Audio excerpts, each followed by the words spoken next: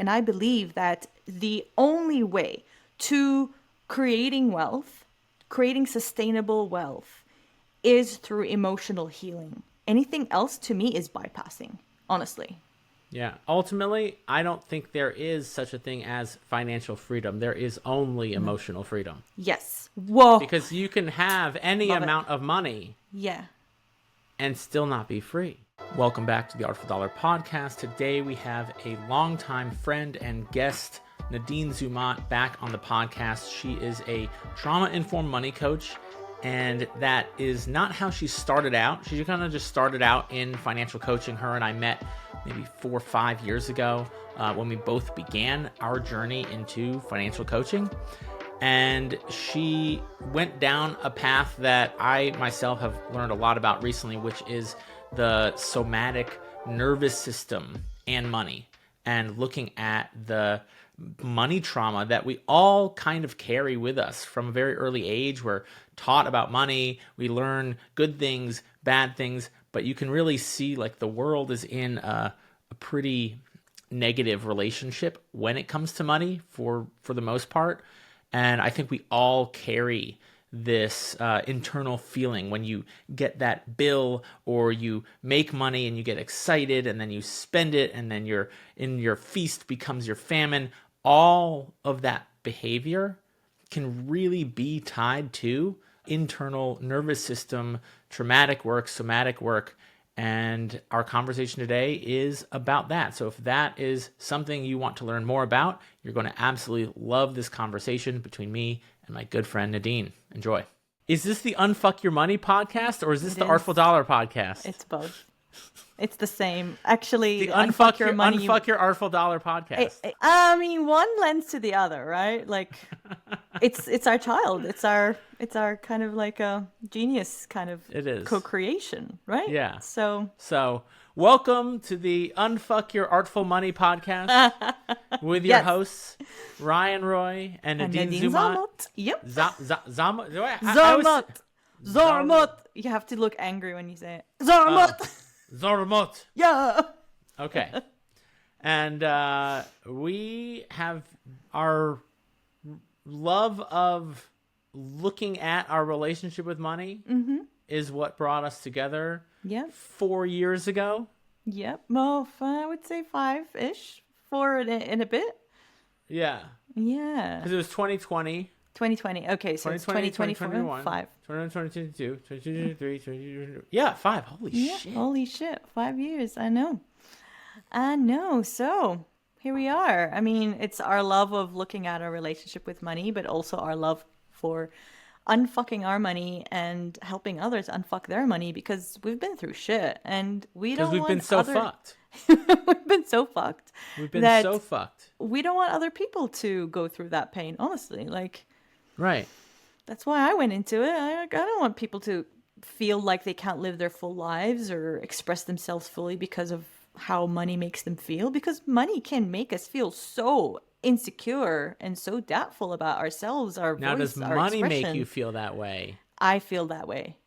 It doesn't, though. I see what you mean. Like, you're playing. Money and I are besties, even though we have moments, right? Yeah. But I wouldn't say money makes me feel, but in general, we blame money. We do. For not being able to live in full expression of our lives. Right. And I guess I'm assuming you kind of came to the same realization that I came to at some point in your life, where you're like, okay, I could keep trying to figure this thing out, or I could keep trying to figure that thing out, or I could keep trying to figure that thing out. But all that shit would just get way easier if I just figured the money thing out. Yes. Right? Because it just has many aspects to it, right? Like, it's your self-worth, it's your attachments, it's your relationships, it's your connection with yourself, it's connection with resources, it's your nervous system. Money is an embodied experience. A lot of like what I have grown into over the past 5 years since we started is that money is not a mind experience, it's a body experience. Your nervous system has more to do with money than anything. And yeah, it's a whole body thing. Even though we think it's mathematics, it's totally not. It's 10% mathematics, 90%. Yeah. It's 10% mathematics and 99% body. because it's 111%. That's our standard, Exactly. right? Like angel numbers, babe. Okay.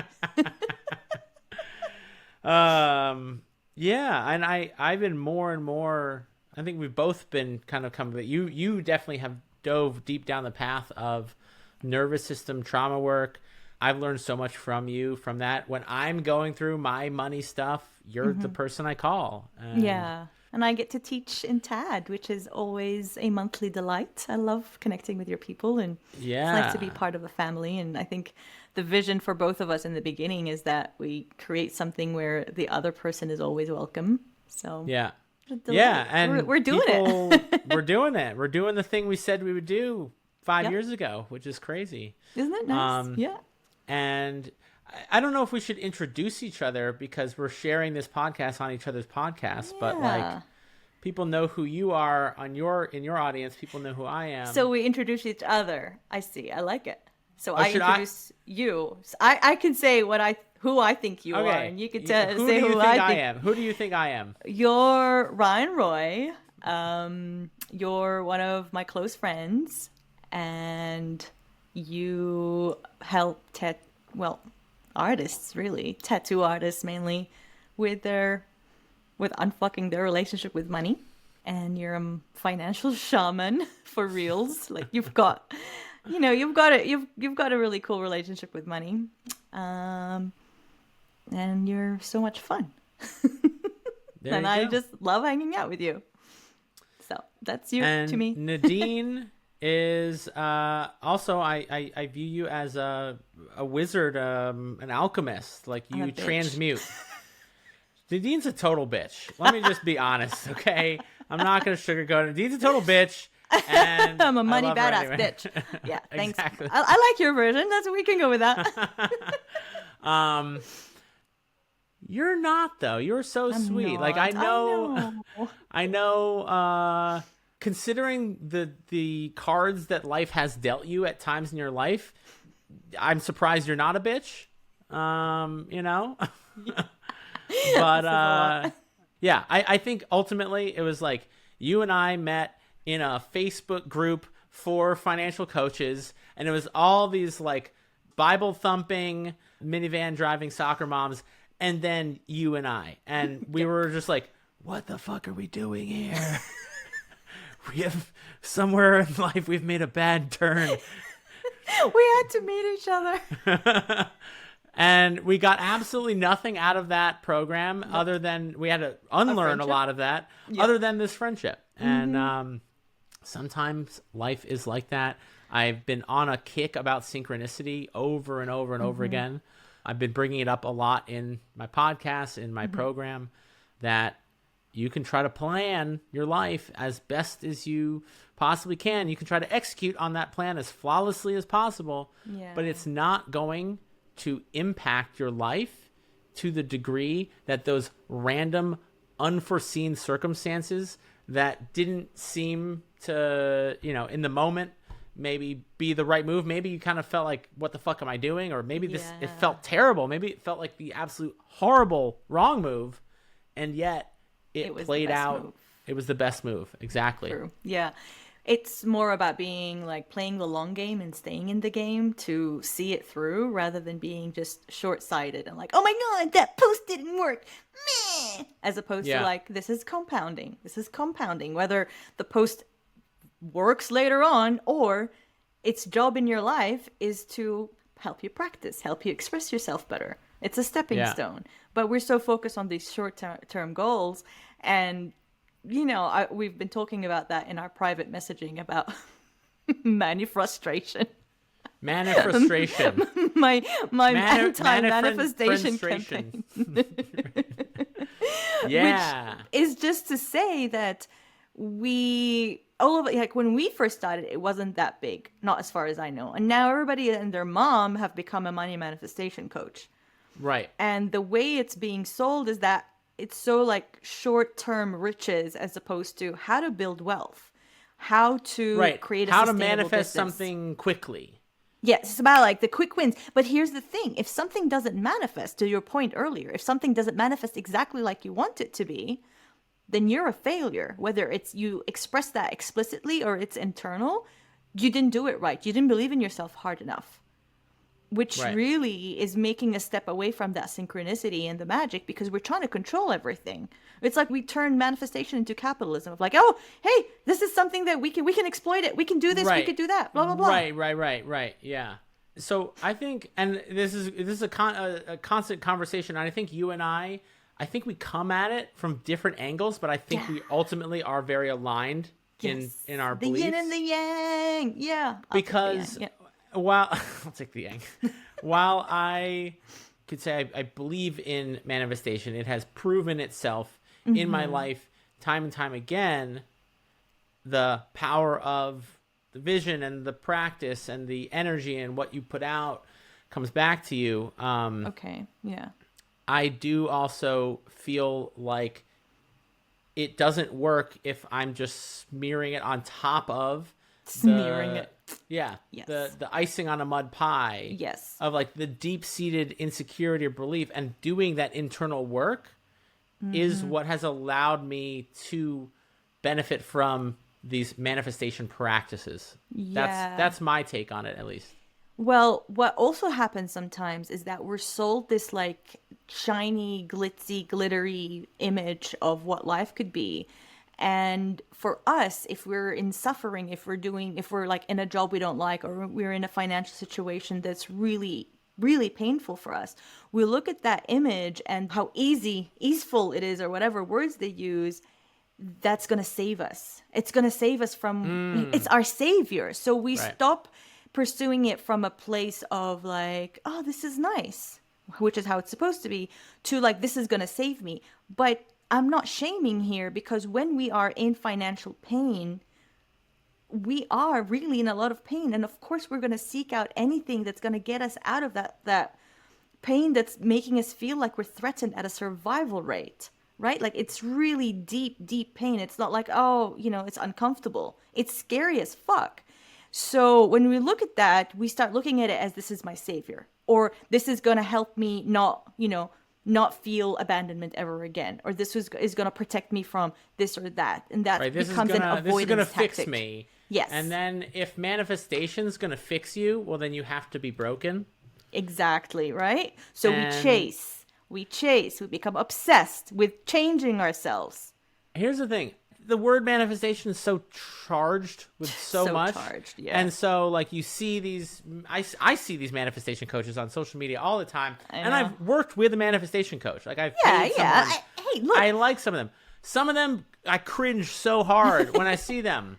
Ultimately, this thing that we try to speak of, like the truest truths in reality in the world, are paradoxes. They ultimately are. The closer you get to the truth, the more paradoxical they get, the more like a Russian doll kind of thing. Yeah. Like the deeper you go, there's more dolls. There's more dolls.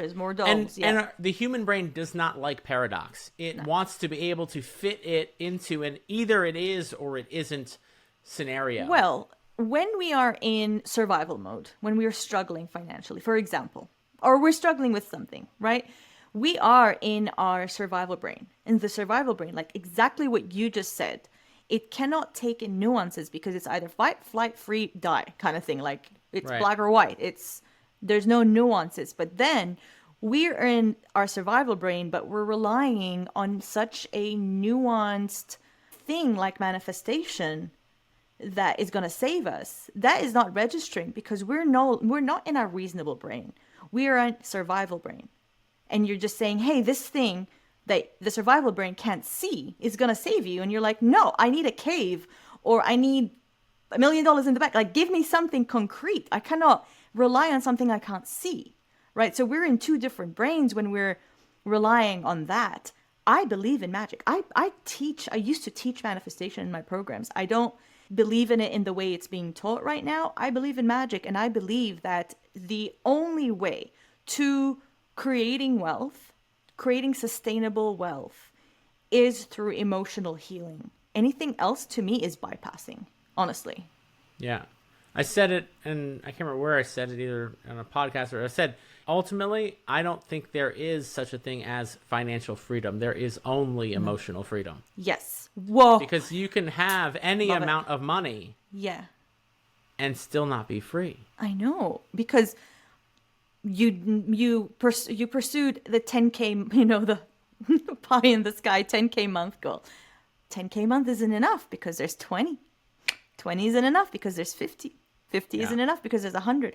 Oh my God, babe, 300K month. Oh my God, in your sleep, passive income. Hey, there is nothing passive about the way passive income is being sold, because even if you have a pre-recorded program, you still have to market that. That is more painful than anything. Yeah. Yeah. You might have something that delivers itself. And that's what I always tell people. It's like, passive income is the result of working extra hard for years. Or through wealth, invest in your wealth, actually putting your wealth in investments. But even that, like, okay, you produce that wealth, it's you have to put in the work. There's no way around it. There's no shortcut. There's no easy way. Now, I like to say there's no shortcut, but there are cheat codes. Yeah. And I do think doing the internal nervous system work is kind of the cheat code. It is, because you're out here trying to solve the money problem. You're trying to get out of debt, or you're trying to save for this, or you're trying to make more money. Yeah.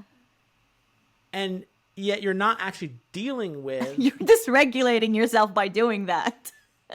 Right. You're making it worse, and you're wondering why. And you keep doing the same thing. Maybe if I do it this way, or maybe if I do it that way, but you're essentially doing the same thing to try to get the result, and you're not producing it. With every gesture that you did, I'm going to do it this way, I'm doing it this way, that can really mean I'm going to buy this course, and I'm going to go buy this course, and then I'm going to buy this course, right? So there's that. You're making things worse for yourself financially. So sorry, continue. I like the gestures and stuff. Yeah. So, yeah. It can be anything. It can be anything that you do to avoid doing the internal work. Yes. And you're left with debt and destruction. So what does doing the work mean to you? Because everyone's like, okay, yeah, I'll do the work. Just what do I do? Tell me what am I doing? Tell me what to do. So to me, doing the work means doing the healing work. Working on becoming you got you kind of energy of like, I'm unfuckwithable. I got me kind of thing. So what is that? What is it literally like? Okay. I have my sense of like what it looks like, but like, what does it look like? Boots on the ground. Boots on the ground. What are we doing? Does it look like? Yeah. We are working on our identity wounds. That is exactly what it is. Because when trauma happens, and it happens to everyone, and it doesn't necessarily mean something dramatic happened. Trauma is what happens in your nervous system as a result of what happened outside of your nervous system. It's from things that happen to you too much or too little, when you receive too little attention, or don't feel like you're worthy, or that you're important, or you're dismissed, or your emotions are dismissed. All of that stuff, including... You didn't feel safe. Yeah, you didn't feel safe. You don't feel connected. At some point in the past, in your childhood, and you could say throughout adolescence and stuff. Yeah. You didn't feel safe, and so you came up with... there was identity wounds. Right, there's a physical feeling in there, but then there's a mental construct tied to the physical feeling. Yes.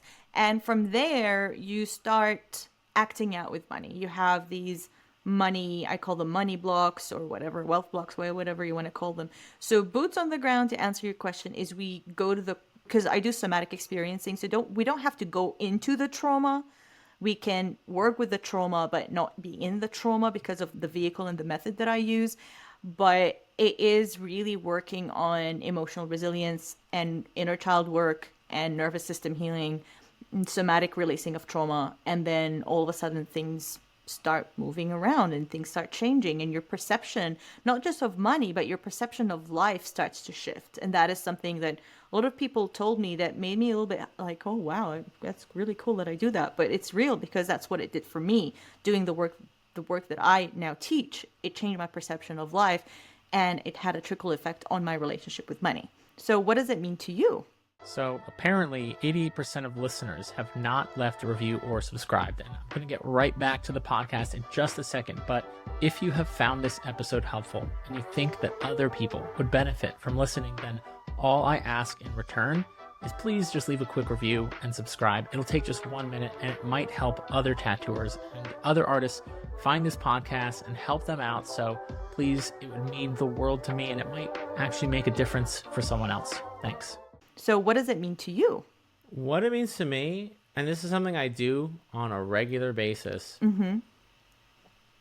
I am, let's say I'm taking my daughter to school, and let's say it was a particular challenging morning. She didn't want to get dressed, or she didn't want to do this. She kicks and screams, right, you know.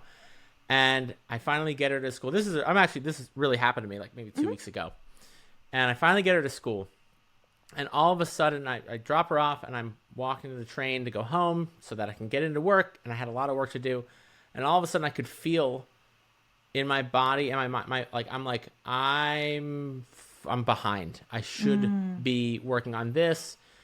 And ultimately, you know, it's going to lead to my demise because I didn't work enough or create this or do this. Then this is going to happen, and this isn't going to happen, and and then you're going to die alone. I'm going to let everyone down. My company's going to fail. I won't be able to pay the bills. I'm going to let everyone down, and you know.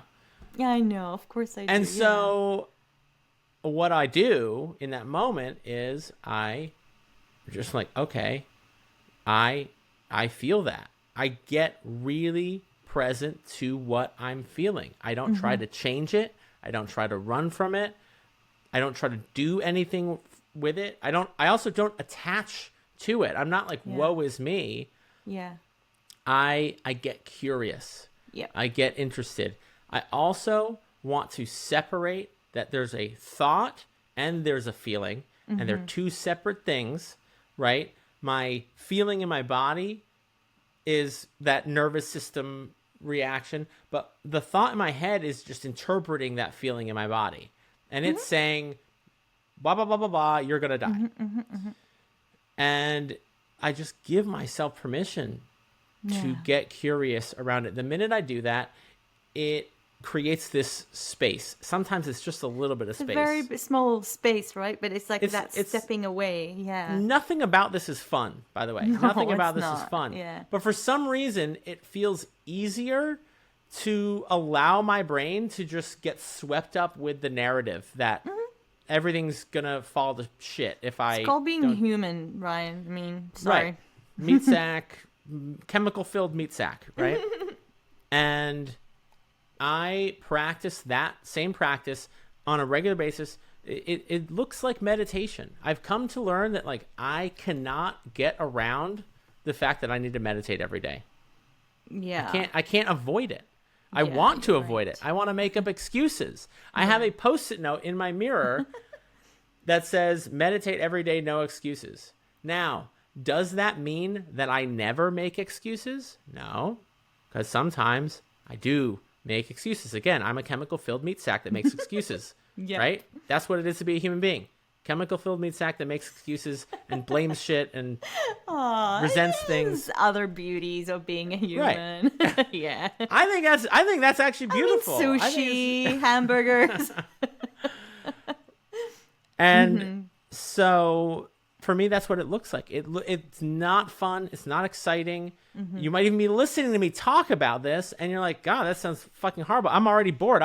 You might even be checking out as I'm talking. This is probably a horrible topic to talk about on a podcast. No, I'm with you. But I'm saying people in general who might be listening, your brain might start checking out because what I'm talking about means that you have to face the fact that if you want freedom, emotional freedom, and again, there is only emotional freedom, it's in the work that you're avoiding. And I'm saying that because it was in the work that I'm avoiding. And I know when I'm avoiding, I'm like, okay, I want freedom, but are my actions consistent with someone that is experiencing emotional freedom? Because a version of me that experiences emotional freedom, they sit there with their feelings. They allow them to be. They put them in a bubble and they let them float away. And they do it again and again and again, over and over and over. Two things that come to mind. The first one is to get to that stage that you're mentioning, we do need a fair bit of awareness that, oh, shit, I'm thinking that, as opposed to, like you said, getting swept away by the story. In the Polyvagal Theory, they say story follows state. So the stories that your brain makes follows the state of your nervous system. So, on your emotions, obviously. What's the polyvagal theory? Just because Polyvagal theory, it's a study that was created, well, not created. There's a guy called Stephen Porges in the early 90s. Him and his team, including Deb Dana and a bunch of other really awesome psychologists, psychiatrists, neuroscientists, I don't know, a bunch of other theists that got together and developed the polyvagal theory that basically looked at the nervous system in terms of how it has a lot to do with connection, safety, and societal or like social connection for humans, and how it's not just fight or flight. There is another branch to it, which is involved in connection, in safety, in all of that stuff. And that revolutionized the whole it revolutionized how we look at trauma. It made it more of a holistic look or perspective from like the accident, the divorce, to what we just talked about before. Trauma is anything that happened to you or didn't happen to you. So all of this kind of like started out the normalization and the way that trauma is now more mainstream, more widespread is just from the discoveries that they made back then. There's a lot of books. I mean, I'm not an expert in polyvagal theory. I've studied it a lot, but there's a lot of books out there on the polyvagal theory. I recommend books by Deb Dana, which is one of the people that helped with the development of it. And her book Anchored is so beautiful. It's like poetry, even though it really teaches you about your body, but it's so beautiful. Cool. So they say story follows state. So to get to that, to your level, we need to have this awareness of like, oh, what's happening in my body? I'm getting swept away by a story. So that they might call it mindfulness, but I like the word awareness. But also, as somebody that has gone through a lot of trauma where I didn't feel good to be in my body, it literally did not feel safe for me to feel safe. That was the very, very big one for me. I was aware of my feelings. I was so scared of my feelings. That's why it was easier for me to worry about the feeling rather than be in the feeling, kind of thing. Let's slow that down even more. Okay. So it didn't feel safe to feel safe. Yep. I think even hearing that, I think it's a very curious thing to explore. I know, yeah. So, and I know exactly what you're talking about. Again, in my search of manifestation, and Joe Dispenza, big Joe Dispenza fan, but he's not the only one that talks about this. And I think they talk about this in somatic work in general, that you kind of get addicted to these emotional states, these chemical compositions, the hormones and neurotransmitters that get produced in a state of danger or threat. Yeah, that becomes your norm. And you get so used to it that when you feel safe, that feels dangerous. Yes. There's also something I want to add to what you just said, is that sometimes certain emotions are registered as a threat in your body and your nervous system if these emotions were rejected when you're a child. If you were too loud or too much settle down when you're happy, then when you're an adult and you feel happy, subconsciously you're like, oh, that's not a good emotion. I got disconnected from my caregiver because I had that emotion. So like, because when you were a kid, you experienced happiness and then you did whatever. For example, yeah. Right. For example, you were told, hey, don't do that. And then all of a sudden, internally, your nervous system is tying the feeling of happiness to the feeling of shame that you just felt. Exactly. And that gets kind of like imprinted. Exactly. Anytime I feel joy. So my dad's hobby was to see us happy and find the source of our happiness and remove it. So in my nervous system, anytime I feel joy or happiness or fulfillment or contentment, I'm like, uh-oh, something bad's going to happen. Something's going to come and remove that, because that, from the ages of 1 to 7 or 0 to 7, minus 0 to 7, that is when our nervous system and our brain are being developed. And these are our formative years. These are our formative beliefs. That's when our beliefs were actually developed. So anytime I'm happy, I was sitting on the couch the other day. I was like, oh shit, I need to go and do my taxes. I'm like, oh my God, that's so cute. I'm so scared of being happy. I'm going to go do my taxes. Oh. Right. Yeah. Yeah. Subconsciously, essentially, we Yeah, that's why you sabotage your happiness Yes. in that moment. There's no Yes. better way to sabotage your happiness than to do you taxes. protect yourself from happiness because you think happiness is, or you believe that happiness means something bad's going to happen, or you feel you come from such a traumatized culture that you feel guilty when you're happy, you know? So it's like, oh, I'm leaving, you know, I feel bad for being happy. What about the rest of us? What Yeah. about the, you know, my uncles, my aunties, you know, whoever survived World War III or two? No, sorry, hang on a second. Where am I? World War II. What We about haven't them? survived World War III yet. I know, right? So We're about to, though. You and I, we're about to survive World War about III. to. Okay, Yeah. deal. I'll see you on the other So, side. The other thing that I wanted to also say about the wonderful thing that you shared with us earlier was that emotional freedom doesn't mean not having emotions. Emotional freedom means freedom from being scared of having emotions. And I feel like it's the same for you. Tell us more about your perspective on emotional freedom. Yeah. Oh, yeah. Emotional freedom isn't, oh, I'm free to be happy all the time. That is not emotional freedom. Emotional It's like you never freedom- get in pain ever again, okay? It's basically like you're never afraid or feel fear or discomfort ever. You're just stoked all the time. No, emotional freedom is literally there is no resistance to feeling any feelings. Yeah. And you don't have to hide that you feel the way that you feel. Yep. You don't have to make up for or fill in the, like, you can just feel the way you feel. Yeah. Yeah. You don't have to apologize for it. Okay. And it's probably one of the hardest things for a chemical filled meat sack to do Yeah. is to just feel your feelings, and just because you're feeling a feeling, it doesn't mean you have to do anything about it either. You can just Witness it. feel the feeling. Yeah. And if you look at how much of your actions in your life are dictated by your feelings, Oh, everything? Everything. we do is to feel literally a feeling or to avoid a feeling. That's it. That's it.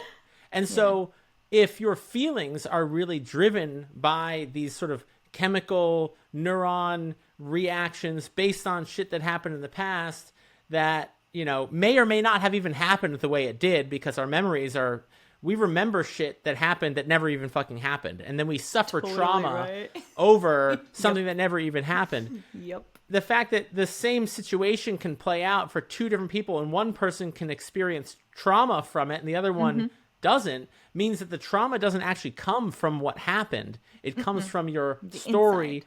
around what happened. It came from inside. So if your brain is just firing off chemicals in your chemical filled meat sack, causing you to take action, and you aren't free to just be with, you can't just feel a feeling and do nothing and just be with that feeling, then are you free to do anything? Are you really living a life of free will?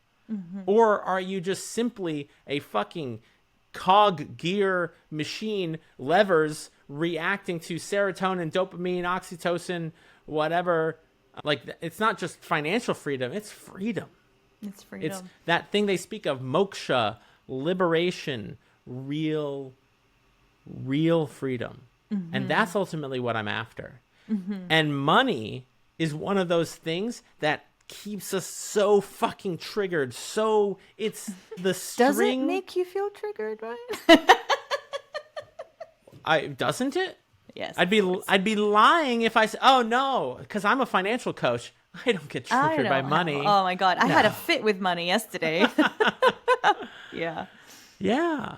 It's a real thing, and it's not going away. I'm not going to pretend like it goes away, but the tools that I have, my ability to actually experience freedom, even in the face of a financial breakdown, even in the face of stress and strain. I've called you up plenty of times where I'm like, oh my God, Nadine, I'm dealing with this and that, you know, and it's like, I can feel it, I can experience it, I can go through it, and then it doesn't dictate my actions moving forward. That's the freedom that I'm talking about. Yeah. We're currently in the process of trying to buy a house. And It is a financially, emotionally exhausting process. Like, I feel financially exhausted, not just because we're spending a lot of money on the process, but because there's a lot at stake. It's a lot of everything. And Right. honestly, You invest so much into a house that you may or may not get.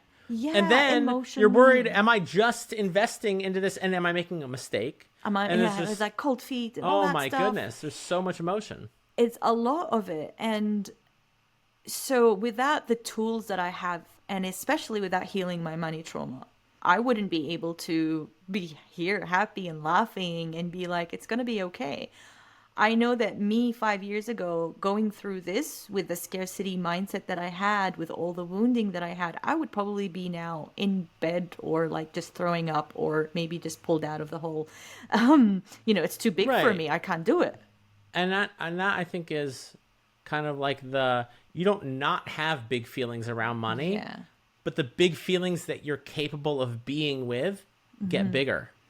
What we would call financial resilience through emotional resilience, having the capacity to hold big feelings for yourself without freaking yourself out or like going out of commission, right? Yeah. And even if you do, you have that emotional awareness of like, okay, this makes sense. I'm going to normalize my experience that I'm freaking the fuck out and I need a day to just freak the fuck out and let it, like, ride it out without trying to force it. Just ride it out and let it be without shaming myself for feeling it, without saying, oh my God, I'm a money coach, I shouldn't feel this way, or oh my God, babe, I'm an abundant person, I shouldn't feel this way, blah, blah, blah. Right. Just be okay with it, ride it out. And then Yeah. it'll just naturally, because that's what the nervous system does. We have a natural mechanism in our bodies, in our nervous systems, to come back to regulation when we don't force it. So much talk out there about regulating your nervous system, but sometimes you don't need to regulate your nervous system because we are forcing our nervous system into a state that is not the current state of it, telling ourselves that it's wrong to feel this way. We have to be regulated. Whereas if we just leave things to happen on their regular natural course, we find regulation through maybe longer time, but we're allowing the body to get what it needs as opposed to forcing it out of the state that it needs to be in given the circumstances.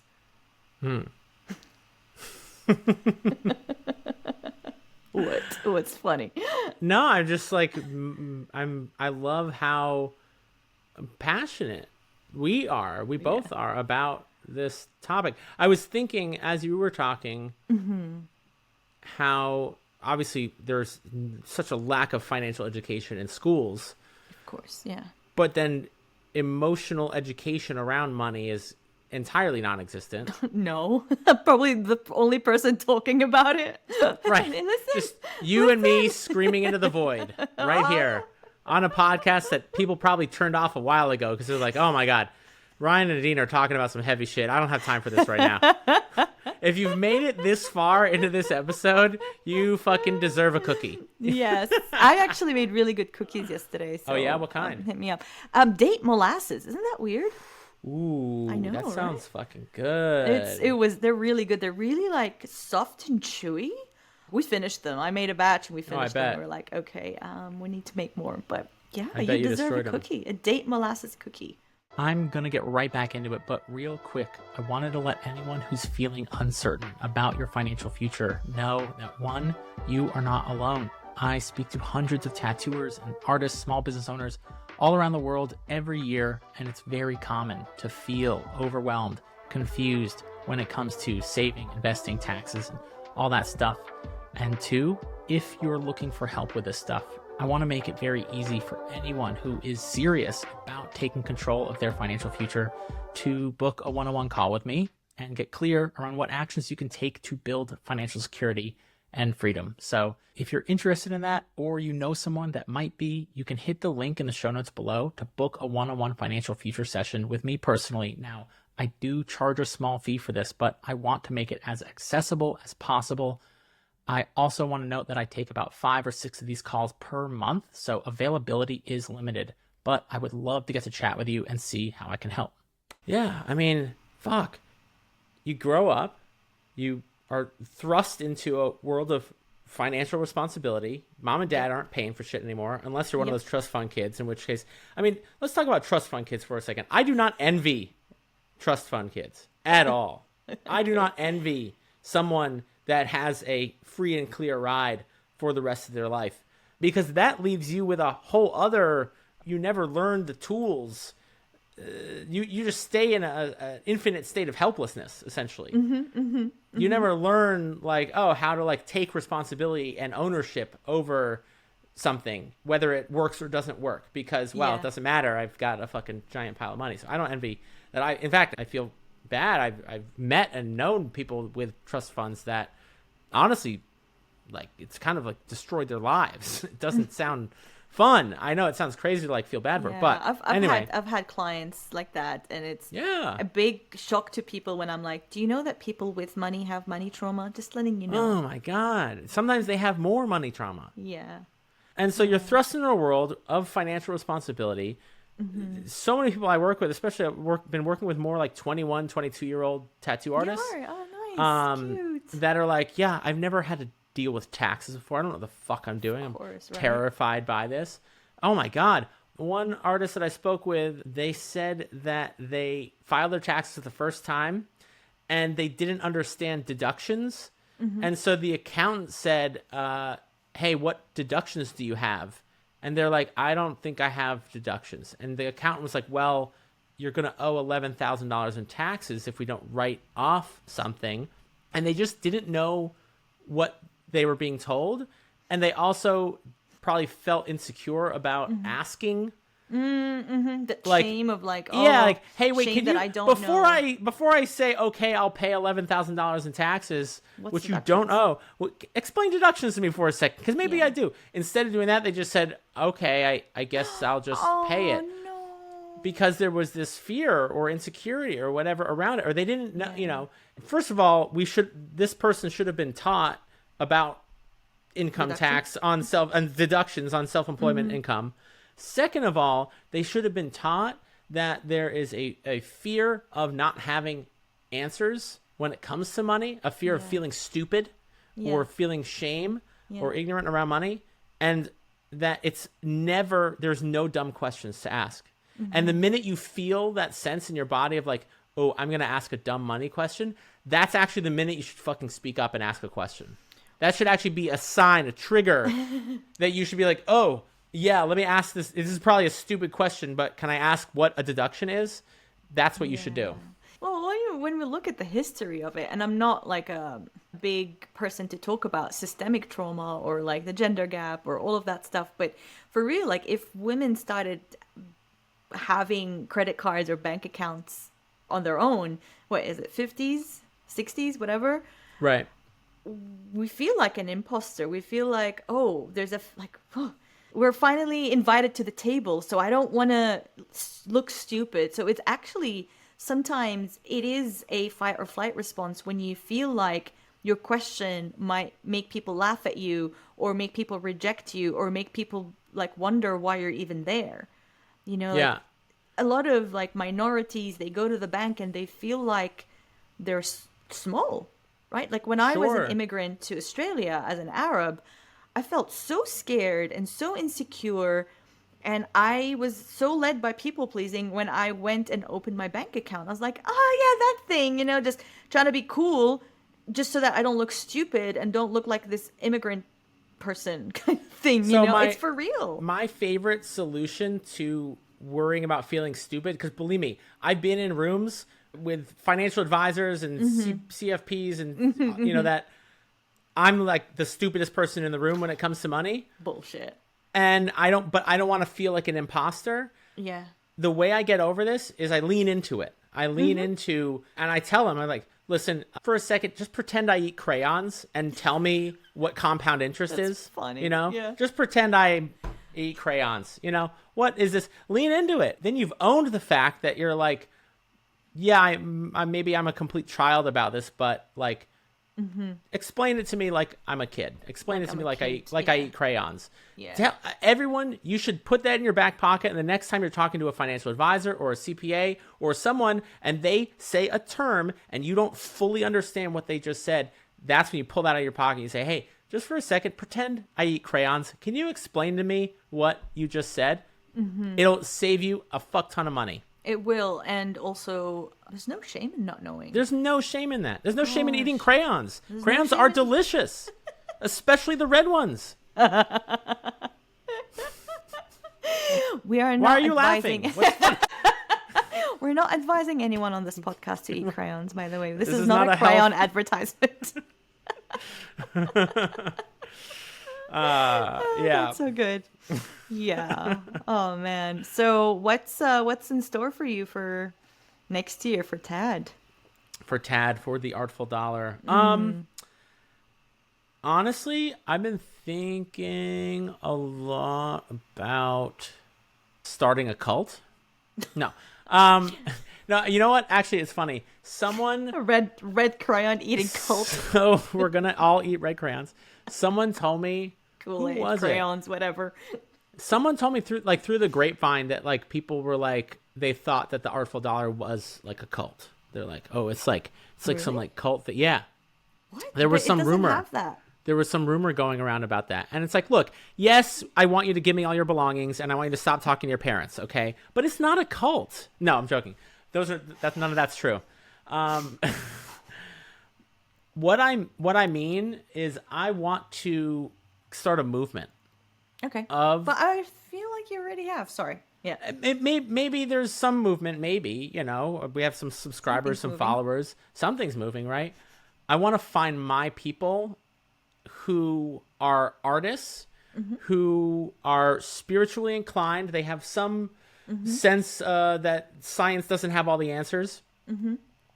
And they are so sick and tired of financial helplessness. I love that. Yeah.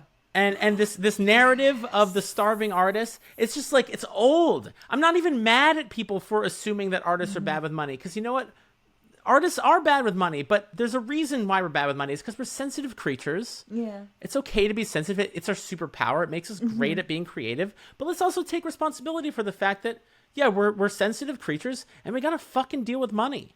And so we can do money our way. We can do money our way. Exactly. And it's not going to be perfect. And it's fucking okay. Yes, exactly. And money, and we have a seat at the table. We have money a seat is at the not table. just for so-and-so wealth, hedge fund, whatever. No, we in have fact, a seat at the table as healers, as creatives, as 100%. whatever. Yes. I actually think that when you do money without the emotion, without the creative, artistic, feminine energy of creativity, then you get modern day capitalism.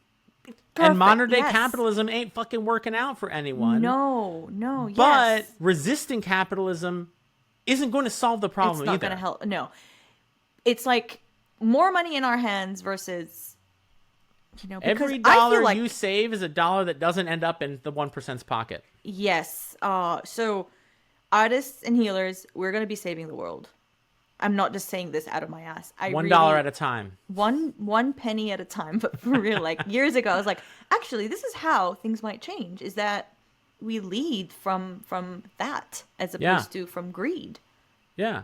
If I could think of one way to transfer the power from the 1% to the people that I think have the best chance of actually leaving the biggest positive impact on the planet, if I could transfer the power from the people at the top to those, it would be to put more money in the hands of the artists, the spiritual healers, the seekers, and through financial education, through mindset, through trauma work, through manifestation, whatever means necessary to create a new story, a new narrative, because that narrative isn't a popular one yet. And that's what we need. That's what we need. And here's the thing. We feel when we have money trauma or when money is like the Achilles heel, we feel like more money is going to solve the problem. But that's only half of the equation. We need to feel comfortable talking about money. We need to feel comfortable managing money. Need to find our own value-based, purpose-fueled way to money. And then that's when we do good things with money. If we are piling on money on top of unhealed, unresolved, unintegrated trauma, what we're going to perpetuate is more freak out and more trauma. Like how many times people Yeah, like win the lottery and all of a sudden they lost it all. Or how many times have you had your biggest month in business and you're like, holy shit, this freaks me out. I don't know where it all went. It's through building that capacity in your nervous system to hold in that responsibility and the emotional liberation, resilience, whatever you want to call it. That all is the building blocks that we need to transfer and be good, not hosts, but good, what's the word? I like shepherd or there's another word for it. Caretaker. Yeah, we can go with that for money, because it facilitates healing. It facilitates elevating others. It facilitates inspiration. It facilitates a lot of things. And it's just part of life. It's just part of life. And I feel like what I'm talking about is bigger than the Artful Dollar. Mm-hmm. Like the Artful Dollar, I look at that as like a business that I created, that I run, a curriculum. There's a podcast, but bigger than that, more than that. Like, and I don't know what that means. I don't know what that looks like. You know, I've been getting into doing speaking engagements. I really want to go around speaking. You know, that's the word I was looking for. Steward. Okay, like sorry. It. Yes, speaking engagements. It's a good word. You know, I've got the TED stage in my sights. Yes. You know, I could so see you do that. Ideas that change the world, and it's like, how do I? Yeah, if I could have one idea infect the minds of the world, it would be that artists and creative thinkers and spiritual healers are capable of having a wildly successful relationship with money. A wildly fulfilling absolutely. In fact, I think they're more capable than anyone. And by us stepping into that role, what we create is called disconfirming experiences. So for example, if you have the belief that only the 1% is worthy of money, or only the 1% holds the wealth, but then we start noticing that more people that are not part of that 1% are actually good stewards of money. That is when we create these disconfirming experiences in our nervous systems, to where we actually see evidence that that's not true and that the other one is true. And that collapses time. That is how we can quantum leap, actually. It's through us being stewards, holding that vision for others, and not just inspiring, but teaching others. But that won't happen unless we are financially well-nourished. I'm not saying like absolutely fucking wealthy, but like well-nourished financially, because a malnourished healer or artist is not a safe healer or artist, because they are in survival mode, not because they're bad. They're just because they need to eat, whether it's emotional food or like actual food. We need that safety. We need that baseline. That's you know. I always say, like, safety, financial security, financial safety doesn't come from just having enough. It comes from having more than enough. Yeah. That's how you feel safe, is because you know that you could be injured or sick, or some unforeseen circumstance could arise, and you're going to be okay. And honestly, that's what it is to be wealthy. I've been talking with another episode I recorded recently about the difference between like rich and wealthy. And like, you can be wealthy at any income level. You can be rich at any income level, but that richness will be short-lived. It will not serve you well. Whereas wealthy really is like a mindset. It really is a perspective. And maybe it's a nervous system adaptation as well. It is. We've both read The Psychology of Money by Morgan Housel, right? One of my favorite books. Yeah. He says wealth is in what you don't see. Yeah. So when we're chasing the fame and fortune of coaching, or whatever it is, being an artist, we're actually chasing the riches, because wealth is in what we don't see. That is another piece of education that we need to start looking at. It's not in the having the big months. It's not in how much money you make. It's in what you do with the money that you make. That's what's going to build that sustainability. I think he's particularly talking about, like, wealth isn't the car or the watch or whatever. It's what you save and invest. It's sitting in an account. It's boring as fuck, Yeah, it's boring as fuck. It's in the time that you spent looking at your accounts, planning things out, moving it out, right?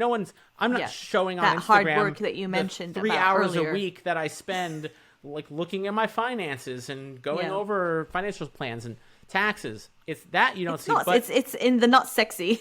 it's not sexy. And to add on to that, it's in doing the work. It's in sitting there with your fucking feelings, just fucking feeling your fucking feelings. Your fucking feelings. Yep. And unfucking them. And then unfucking them. Oh man, what I love about your vision and what you want to do is that your vision is so big, whereas I'm okay being small. Like small for me, it's not small. It's like I'm okay with the enough. I'm okay with like just that. But I love that for you, and I love how you want to take on TED Talks and stages and all that. And because why not? Because I'm a chemical-filled meat sack. I'm going to die one day. I don't have desires for that, to be honest. I don't. But there's no reason to. Yeah, it's right? Totally and that's so unreasonable. Cool, is that knowing that I don't really care, but I'm happy for you. But I'm rooting for you. Nadine, here's the thing I want you to know. I know that you absolutely could. Like, I know that. There's no reason why you couldn't do that. I don't think there's any reason why anyone couldn't do these things. Yeah, I understand. I don't know why. Why not be bothered? That's what I have to say. Because I have other things I want to do with my life. Like I could dedicate my whole life trying to get on TED stages or whatever, or I can spend 2 hours a day practicing breakdancing, which is way more fun for me. So it's a question of values, and it's also in reserving the right to change your mind, because maybe one day you wanted to chase the books and the fame and the fortune. There's nothing wrong with that. But we need to normalize that it's okay to have normal goals. I just posted something like, it's not a limiting belief to have really boring, realistic money goals. Not all money goals need to be like a mansion and millions of dollars. It's okay to be normal. It's okay. Because that expectation is making us hate our current ordinary life. It's making us, I have one of my practices that I teach people, it's acknowledging abundance. And a lot of people are like, oh, it's the hardest thing ever. And then they realize it's because they have such a high expectation of their potential. And that's cool. But it's making them get to a point where they don't appreciate what they have now. Sure. And I'm not saying just because I'm not in the present moment doesn't mean that I'm not going to fucking suddenly find myself on stages. That's possible. But that's not what I'm aiming for. I'm aiming for the here and the now of like spending 4 hours baking cookies and being so okay with that, as opposed to using these 3 hours like I did before of like creating the perfect post. Again, no wrong or right. It's just that I'm so okay being a muggle. I mean, I'm not a muggle. I'm so okay being an ordinary person that cares about little things. Like, well, I mean, 90% of my life when I'm not on a podcast or like making content on social media, you're on the phone to me. I'm on the phone with you. I'm sitting in a sauna. I'm playing video games. Mm-hmm. But are you present? Am I present? Yeah. Yeah. I feel like you are. I'm very. I'm with my daughter. Yeah. I mean, I live a very ordinary life, and I love it. I fucking love ordinary, boring. I live in Albuquerque. How ordinary is that? It has been magical, but it's pretty ordinary. Yeah, I love it. Yeah, I mean, I like to travel. I get to travel a lot for work, which is fun. What is ordinary? What really fucking is ordinary? It's just like, here's all I care about. I don't care if your goals are big or small. That doesn't matter. Zero. Matters zero. All that matters. This is it. Are you following what excites you? Are you here now? Are you here now? Are you present to your life? Are you able to receive your life? Because when we keep wanting more and unable to receive the here and the now, we're not here to receive the more. Are you we're not following what excites you? That's it. If baking cookies fucking excites you and you followed it, congratulations. You fucking did it. Great. That's it. And okay, well, what else excites you? And the quality of my presence also, that matters to me as well. Like, am I present or am I thinking of something else? Am I worrying about something else? Sure, yeah. Right? So just like that flavor of vibrancy. I think all of that happens naturally when you're following what excites you. When you heal your trauma. It's not like, heal, tick, done. But, that's what I would say. Emotional healing as well. Now, are you saying that because it's hard to follow what excites you if you don't heal your trauma? Is that kind of what you're pointing at? I like that question. So before, I used to think things excited me but they didn't actually excite me. They were like a flea response. I thought things excited me, but all they were... It was some expectation, external expectation. Yeah, you thought this is what you should be excited by. No, not necessarily. Like, I would get excited by things. So I'll give you a tangible example. Like, when I was single and living alone, I would get excited by anything that involved me getting out of the house because I didn't want to sit with myself or sit with my feelings or be alone. So I was getting excited by not wanting to face myself. Sure. But maybe that's what served you in that moment. It served me, of course. You absolutely needed to do that because it then took you to the next thing. No shame, of course. Yeah. Every coping mechanism is absolutely valid, even whatever it is. I'm not. Oh yeah, cocaine used to really excite me. I used to get really excited about cocaine, and I followed that up until the point that it no longer excited me. The natural, sitting in a church basement with a bunch of other sober people talking about our feelings excited me. And then I did that, sometimes following what excites you, sometimes there is an element of self-destruction in there. And I'm not saying I want people to self-destruct, but I also feel like it's like alchemy. Like I needed to hit rock bottom in order to be able to get to the heights that I've been able to get to. I needed it.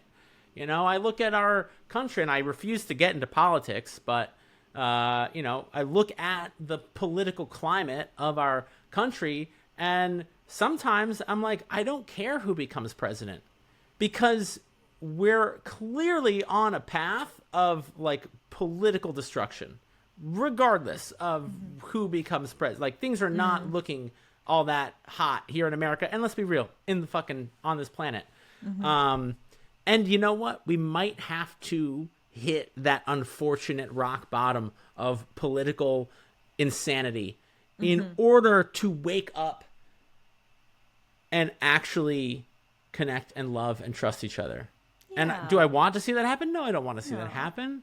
But it might, if that's what it takes, that's what it takes. I agree. I mean, I don't necessarily poo-poo myself or shame myself for anything that I had to do to cope. I feel like life is just one thing after the other that we have to either cope through, flow through, whatever you want to call it. But I I'm a very big believer in a base of emotional healing. It's just about being aligned and being intentional and loving. You and I 100% agree on that. Yeah. Yeah, not loving yourself, but being more at ease with yourself. Because I was not at ease with myself back in the day where I was just chasing, going out and doing stuff like this just to escape myself. Yes, it served me, and I'm grateful that I did it. And I met really cool people, and I wouldn't be who I am right now without it. But I was at dis-ease with myself. I didn't like myself. I couldn't accept myself. That was really... No. I'd rather like myself. Yeah, 100%. And I think we all, to some degree, have that going on. We're constantly learning how to accept ourselves wholly and completely. Every way that we are, every way that we are not. Yeah. Would you say this is kind of like our mission here on this earthly journey? Is that we all go through something that kind of hurts us, traumatizes us, whatever, and then life happens, and it's just one sequence after the other of just accepting ourselves and loving ourselves. Our and mission. To know there was a video, a Shia LaBeouf video of him talking about like we're here to just turn our suffering into our healing. Use your suffering, use your pain, pain to momentum to heal, to create healing, and then ultimately heal. And by doing that, you end up inevitably healing others. Was that on a Transformers, Ryan? It was in the movie Transformers. That's right. Yeah. Yeah. That's what we're here to do. We're here to transform and ultimately become Megatron and defeat the evildoers. Yeah. But yeah, that's it. That's the journey I'm on. I'm a seeker, and I'm here to learn. And the day that I wake up and I'm able to fully accept myself every way that I am and every way that I am not, I will probably no longer need this physical being. I would say I think we would be somewhere else if the day that we wake up and we're like, because I'm cool. Resistance causes persistence, right? So in order for you to persist, you need to resist something about yourself. And if you were to actually completely, I think that's what death is. You actually completely stop resisting and you expand. Oh, yeah. Yeah. Happens sooner or later. Yeah. Shit. On that on that note, thanks for listening to the Artful Dollar Unfuck Your Money podcast. Unfuck your death mommy. What? Put that in your pipe and smoke it. Bye. Can we just end the podcast like that? We can. I mean, let's see what your editor says. You're like, okay, Ryan, you gotta say something. Where can people find you? Where can we? Where? Oh, right, yeah. Before you die, where can people find you? Well, for the next foreseeable 80 years, you can find me inside a TAD. Inside of the Artful Dollar, yeah. Inside of the Artful Dollar. Teaching trauma-informed money coaching inside the Artful Dollar. Yeah. Or on my podcast. Well, this is also my podcast, the Unfuck Your Money Show. The Unfuck Your Money Show. And, I mean, I don't know. Ask Ryan. Where's Nadine these days? He'll let you know. Instagram, Nadine Zumot. NADINEZUMOT. There you go. Where can people find you, Ryan? Between now and when I die, you can find me on Instagram, Ryan Roi Tattoo, RyanRoiTattoo. TTTOOO. And even after I die, you might be able to find me there. It's possible. That's so true. Oh my God, that's so long-sighted of you. So deep, Ryan. And on the Artful Dollar podcast, come have a listen to some weird-ass conversations about money. Yep. Awesome. Thanks for listening, everyone. Thanks for coming. It's been a blast. Always. Nadine, I love you. I wish I could give you a big hug right now. Me too. I love you so much. All right. If you found this episode helpful, one of the best ways for you to help other artists is to share this episode. Leave a review and subscribe. It helps other people find my channel, and you never know what a difference it might make for someone else. Plus, I will forever be grateful for your support. So I just want to say thank you and have a great rest of your day.